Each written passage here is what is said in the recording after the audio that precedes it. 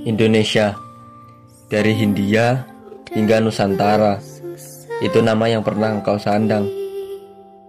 Hingga kini, engkau resmi disebut sebagai Indonesia. Dari 1945 hingga kini musim corona, itu kebebasan atasmu, dan itu kemerdekaanmu. Dari Insinyur Soekarno hingga Insinyur Joko Widodo, itu pemimpin di negeri ini, Indonesia. Tak terasa, saat video ini kubuat, usiamu sudah menginjak yang ke-75, di mana sekitar 75 tahun yang lalu, banyak pahlawan, banyak tokoh pribumi, serta banyak masyarakat yang cinta akan negeri ini rela mempertaruhkan nyawa demi satu kata, yaitu merdeka.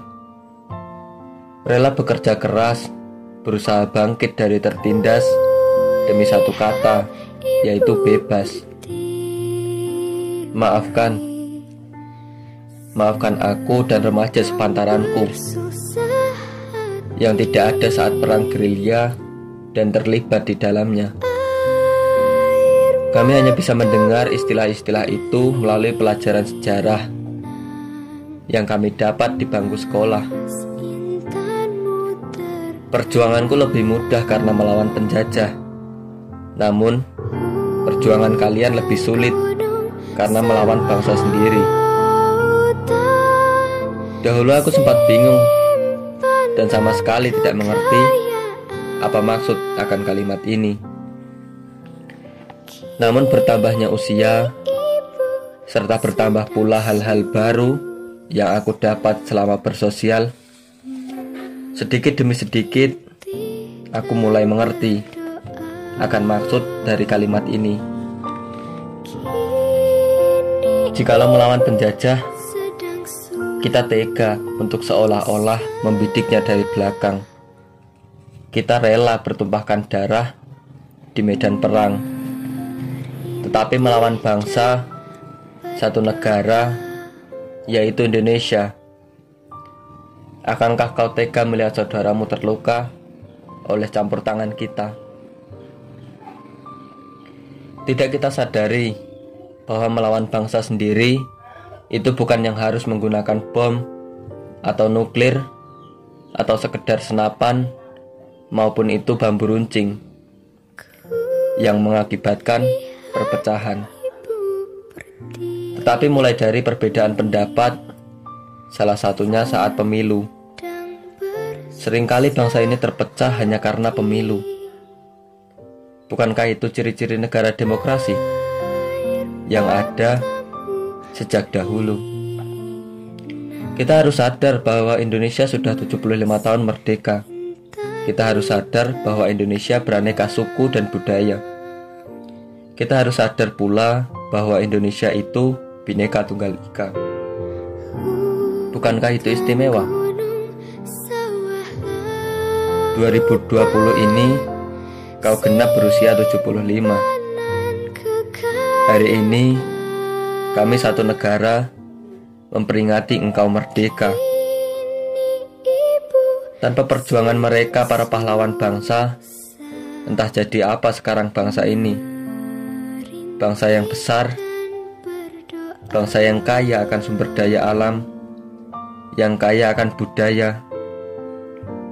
Tanpa kata merdeka, kita hanyalah budak para penjajah. Kita tersiksa di atas tanah kita, tanah kelahiran kita. Lalu setelah dikatakan merdeka, setelah teks proklamasi dibacakan, apakah setelah itu bangsa Indonesia hanya tinggal berleha-leha? Setelah merdeka pada tahun 1945, apakah perjuangannya berakhir begitu saja? Lalu tinggal memperingatinya. Perjuangan para pahlawan masih berlanjut untuk mempertahankan kemerdekaan. 17 Agustus 1945 dinyatakan merdeka. Tetapi 10 November 1945 pula dilakukan perang pertama setelah merdeka yang terjadi di Surabaya. Sangsaka merah putih, itulah bendera yang dijahit oleh Ibu Fatmawati dan dikibarkan saat teks proklamasi dibacakan.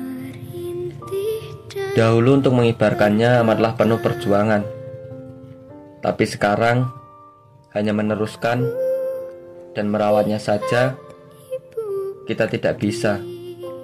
Entah seperti apa perasaan para pahlawan ketika melihat bendera yang mereka kibarkan dengan penuh perjuangan itu. Kini banyak kita jumpai, koyak di pinggir jalan, koyak tapi masih berkibar, luntur tapi masih dikibarkan. Kadang ada bendera yang menyentuh tanah, tapi yang melihat sama sekali tak tersentuh hatinya oleh masa perjuangannya. Perjuangan mendapatkan merdeka. Dirgahayu Indonesiaku, semoga terus jaya Indonesiaku. Kami akan selalu menjaga kemerdekaan ini. NKRI bagi kami harga mati.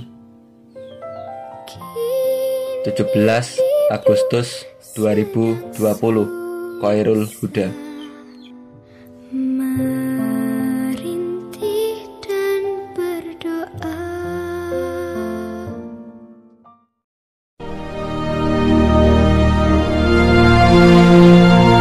Proklamasi. Kami, bangsa Indonesia, dengan ini menyatakan kemerdekaan Indonesia. Hal-hal yang mengenai pemindahan kekuasaan dan lain-lain diselenggarakan dengan cara saksama dan dalam tempo yang sesingkat-singkatnya. Jakarta, 17 Agustus 1945, atas nama bangsa Indonesia, Soekarno, Hatta.